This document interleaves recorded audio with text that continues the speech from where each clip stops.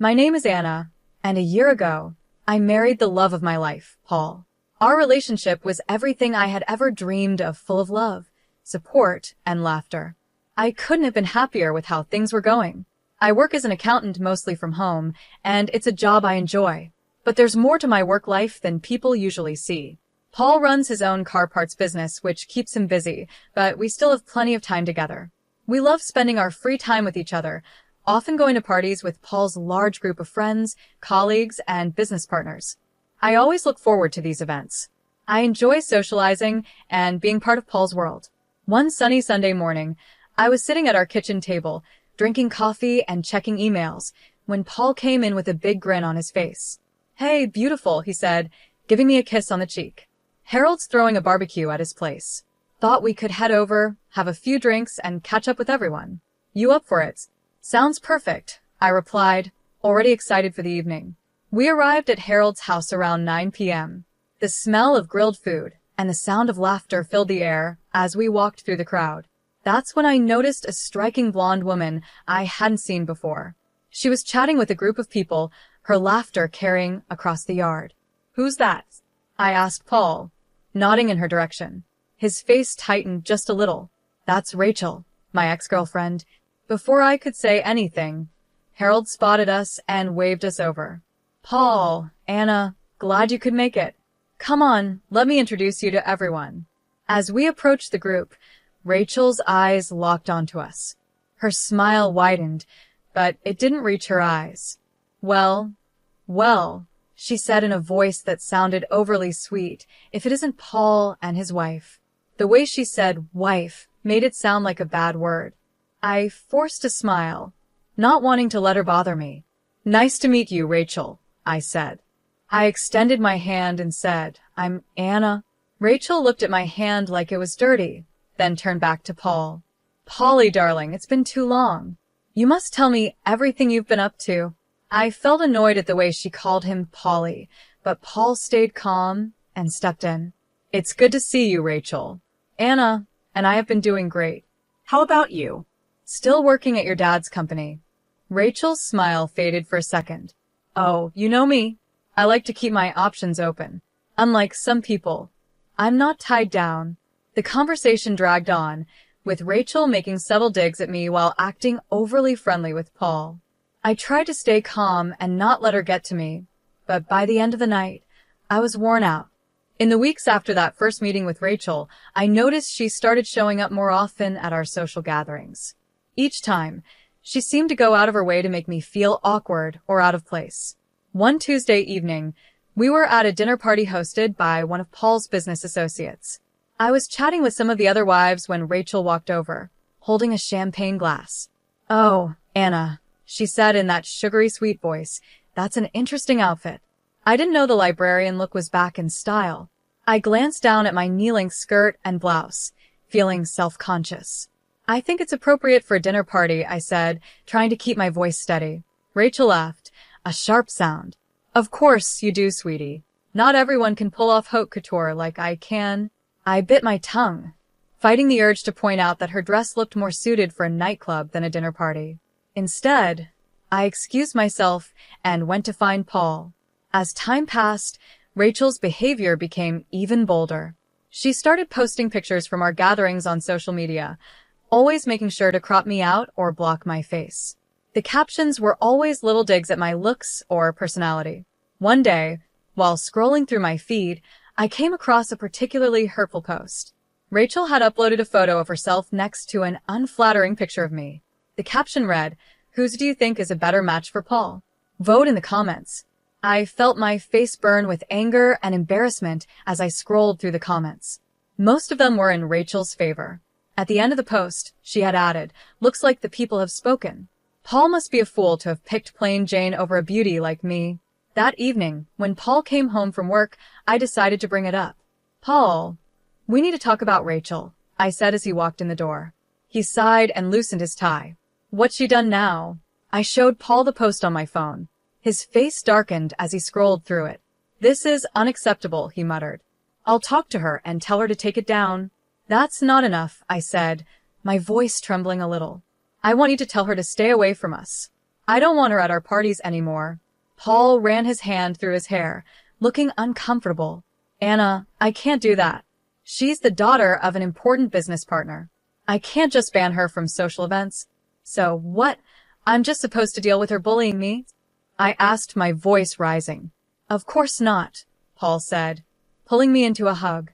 Look, I'll talk to her and make it clear that her behavior isn't okay. But you have to understand, I can't completely cut her out without risking my business relationships. I pulled away from him, frustration building inside me. And what about our relationship, Paul? Doesn't that matter? Of course it does, he said, looking hurt. You know you're the only one I love. Rachel is in the past. I chose you, remember? His words should have made me feel better, but deep down, I couldn't shake the feeling that this was only the beginning of our problems. As I went to bed that night, I couldn't help but wonder if our perfect life was starting to show cracks.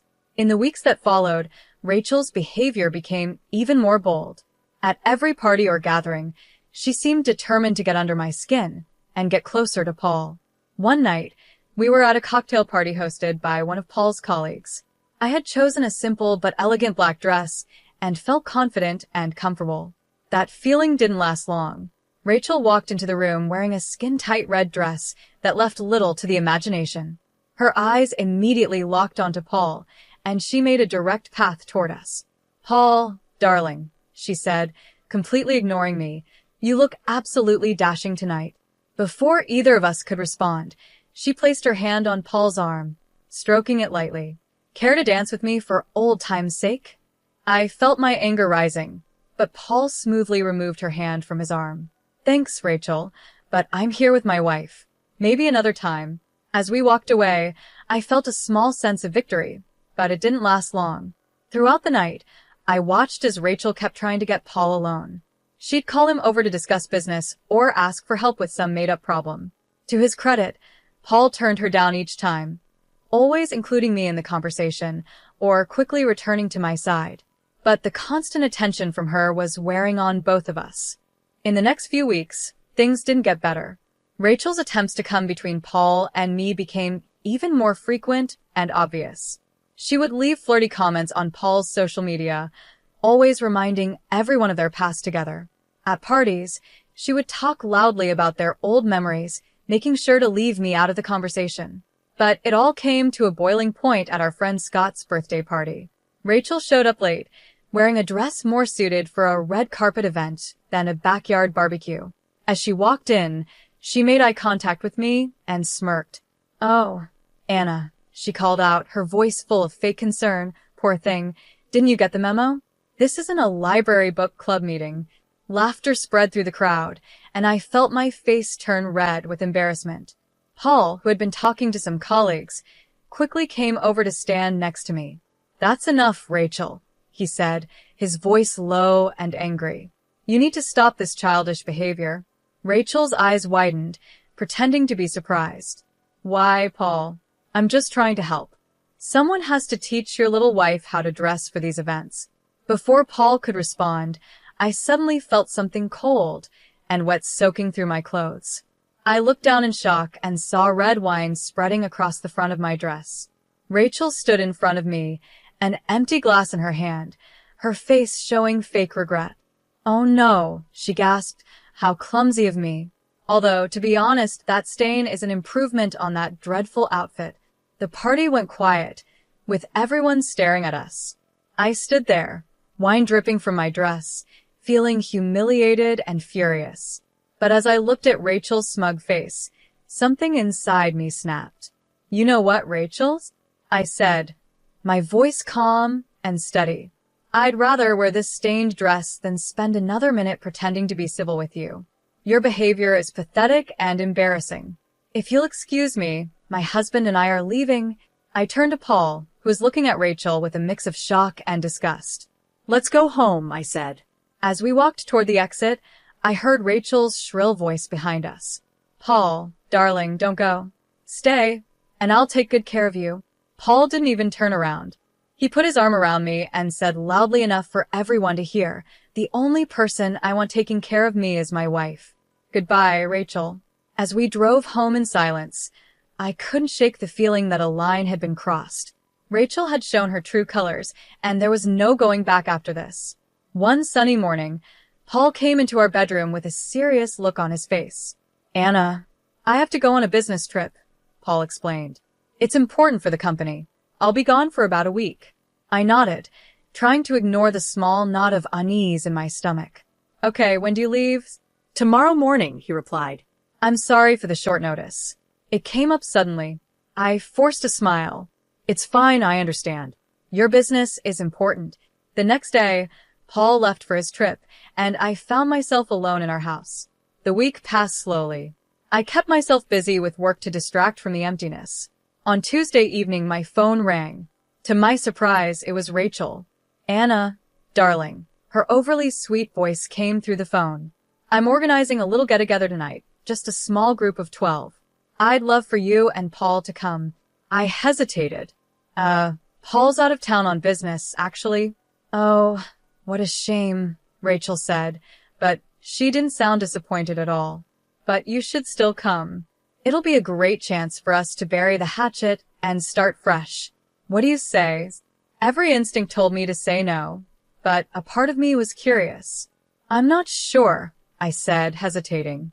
"Oh, come on," Rachel urged. "It's at Malizia Taverna. You know the place, right? Very exclusive. It'll be fun, I promise." At the mention of Malizia Taverna, I couldn't help but smile a little. "All right," I said, making a quick decision. "I'll be there." "What time?" "Wonderful," Rachel exclaimed. 9 o'clock, don't be late." At exactly 9 o'clock, I walked into Malizia Taverna. I saw a cheerful group of Paul's friends, 12 people, including Rachel, sitting at a table. For a moment, I thought maybe everything would go well. But as I walked closer, my heart sank. There was no place set for me at the table. Rachel stood up, her eyes gleaming with malice. "Oh, Anna," she said loudly, her voice filled with fake concern. "I'm afraid there's been a misunderstanding. You see, we're full up here, no room for extras." She spun around, showing off her designer dress. "This is a place for people who belong, Anna. Beautiful people, successful people. Maybe you should try the diner down the street. I hear they make a great hot dog." The table went silent. Everyone looked uncomfortable, but no one spoke up. I laughed, genuinely amused by Rachel's pathetic attempt to embarrass me. Then, I turned and called out, "Excuse me, could I speak to the restaurant manager, please?" The manager quickly approached our table, professional and polite. "Is there a problem here?" he asked, looking between Rachel and me. Before Rachel could say anything, I smiled at him. "No problem at all. I was just wondering if I could join this lovely group for dinner." The manager smiled kindly at me. "Of course, madam. Let me get you a comfortable chair right away." As he walked off to fetch the chair, Rachel's face twisted with rage. "Excuse me," she blurted out. "I booked this table for 12 people," Rachel said, her voice sharp. "She wasn't invited, and there's no room for her here." The manager returned with a plush chair, placing it at the table. "I apologize for the confusion," he said politely, "but Madam has the right to sit at any table she wishes. After all, she is the owner of Malizia Taverna." A collective gasp spread around the table. Rachel's mouth opened and closed like a fish out of water, while Paul's friends stared at me in disbelief. One of them, Scott, spoke up. "But Anna, I thought you were an accountant? That's how Paul introduced you to us." I smiled and shrugged modestly. "I am an accountant. I do the books for my restaurant. I've never been one to flaunt my wealth. I prefer to judge people by their character, not their bank account." Rachel's face turned a deep shade of red, a mix of embarrassment and anger. The mood at the table changed instantly. Paul's friends, who had stayed silent during Rachel's rude comments, now hurried to invite me to join them. "Anna, please sit with us. We'd love to hear more about your restaurant," one of them said. "I can't believe we never knew this about you." I raised a hand, smiling gently. "Thank you for the invitation, but I think I'll pass. I just wanted to stop by and say hello." I turned to the manager and added, "Please make sure my husband's friends are well taken care of." The bill is on me tonight. As I prepared to leave, I couldn't resist adding, "Oh, and Rachel, there's a lovely diner down the street. I hear they do a great hot dog. You might want to try it sometime." With that, I left the restaurant, leaving behind stunned silence and a very humiliated Rachel. When Paul returned from his business trip a few days later, I told him about the incident over dinner. "You should have seen her face, Paul," I said, laughing. "I don't think I've ever seen anyone turn that shade of red." Paul shook his head, chuckling. "I can't believe she thought she could embarrass you like that. You handled it perfectly, Anna." As we finished our meal, I felt a deep sense of satisfaction. Rachel's attempt to humiliate me had backfired in a spectacular way, and it had brought Paul and me even closer together. Weeks flew by after the incident at Malizia Taverna. Life settled into a comfortable rhythm, and Rachel's humiliation became a funny story Paul and I shared over dinner. One crisp morning, as I was checking my emails, I noticed something exciting: an invitation to participate in the prestigious Entrepreneur of the Year Award program, specifically in the Successful Entrepreneurial Debut category. My heart raced as I read the details. This was a huge recognition of all the hard work and success I had achieved with the restaurant. Paul and I decided to attend the event together. On the night of the awards, we dressed in our best. Paul looked handsome in his tuxedo, and I chose a simple yet elegant gown that made me feel confident and strong. The venue was amazing, filled with the city's most successful and influential people. As we mingled, I saw many familiar faces, friends, acquaintances, and several of Paul's business associates. The room buzzed with excitement. At one point, Paul left to talk with some colleagues, and I stood by the champagne fountain, admiring an impressive ice sculpture. Suddenly, I heard a familiar voice hiss in my ear. "What are you doing here?" I turned to see Rachel glaring at me, her face twisted with anger. "I was invited," I said calmly, showing her my invitation. Rachel's eyes narrowed. "This event is for the rich and successful people of the city. People like me and my father. You don't belong here, you upstart. How dare you try to fit into our world? Get out before you embarrass yourself." I stayed calm, looking around the room until I spotted the people I was waiting for. Smiling, I waved to two older gentlemen in sharp suits who were talking nearby. As they approached, Rachel continued her rant, but I ignored her. When the men reached us, I warmly hugged one of them. "Dad, I'm so glad you could make it," I said, kissing his cheek. I turned to the other man and extended my hand, which he shook with a smile. "Mr. Noah, it's wonderful to see you again." Rachel's jaw dropped as she realized who the second man was. She turned to him, her voice rising in disbelief. "Daddy, what are you doing? How can you be friendly with her? She's just an accountant who got lucky and now thinks she's one of us. She doesn't belong in our world." Mr. Noah's face turned red as he listened to his daughter's outburst. His usually calm eyes were now filled with anger. "Silence," he roared, making Rachel flinch. He gestured to my father. "This man is Randy Savage, one of the most successful entrepreneurs in the country and my valued business partner. Your ignorant words could ruin a multi-million-dollar deal." Rachel's eyes widened in shock, but instead of backing down, she pushed further. "Then cancel the deal, Daddy. We don't need to do business with her family. They're beneath us." Mr. Noah's face grew even redder, anger boiling over. His voice rose, catching the attention of everyone in the room. "That's enough. Your behavior is inexcusable." He pointed a finger at Rachel. "From this moment, you're cut off. No more allowance, no more credit cards, and that luxury apartment you're so fond of? Consider yourself evicted." Rachel's mouth fell open in shock. Her father then turned to us, his tone softening. "Mr. Randy, Anna, please accept my deepest apologies for this shameful scene." He turned back to Rachel. "Leave immediately. You've shown you're not worthy of being here." At that moment, Paul pushed through the crowd that had gathered, his face full of concern and anger. "What's going on here?" he demanded. Before anyone could answer, he saw Rachel and shook his head in disgust. "I should have known. Now I remember why I broke up with you, Rachel. You never learned how to behave in polite society. Rachel's tough exterior finally broke, and tears began streaming down her face, leaving black streaks of mascara behind. "Daddy, please," she cried, reaching for Mr. Noah's arm. "I'm sorry, I didn't know. Please don't do this." But Mr. Noah pulled his arm away. "I have business to discuss with my partners," he said coldly, turning his back on her.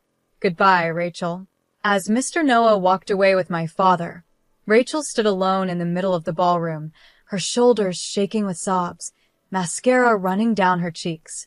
The crowd slowly moved away, leaving her standing there, completely humiliated. The rest of the evening felt like a blur. When it was time for the award ceremony, I heard my name called for the Successful Entrepreneurial Debut category. In a daze, I walked up to the stage. As I accepted the award, I spotted my father and Paul in the audience.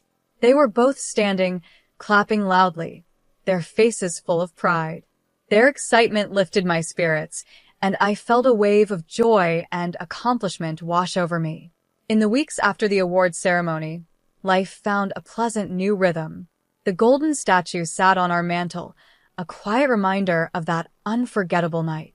Paul and I continued to attend parties with his friends and business associates, but without Rachel's toxic presence, the gatherings became much more enjoyable. The atmosphere was lighter, the conversations more real, and there was more laughter. One evening, as we were getting ready for another social event, Paul came up behind me while I was putting on my earrings. He wrapped his arms around my waist and said, "You know, I've noticed how much more fun these parties have been lately." I smiled at him in the mirror. I was just thinking the same thing. It's amazing how one person's absence can change everything. Paul nodded, looking thoughtful. "Speaking of absence, have you heard anything about Rachel lately?" I shook my head. "Not really. She seems to have disappeared completely. Although I did overhear Scott talking to his wife at the last party. Apparently, there's a rumor that Mr. Noah sent Rachel to another state. Something about not wanting her to embarrass him or the family business anymore." Paul raised an eyebrow. "Wow, that's pretty drastic, but I can't say I'm surprised after how she acted at the award ceremony." I turned to face him, adjusting his tie. "It's a shame, really. She had all that privilege, but she never learned to appreciate it or use it wisely." As we drove to the party, I thought about how much my life had changed over the past year. From dealing with Rachel's drama to the unexpected recognition for my business, it had been a whirlwind of experiences. But through it all, my relationship with Paul had only gotten stronger. And as for Rachel, I honestly hoped she'd find her way eventually.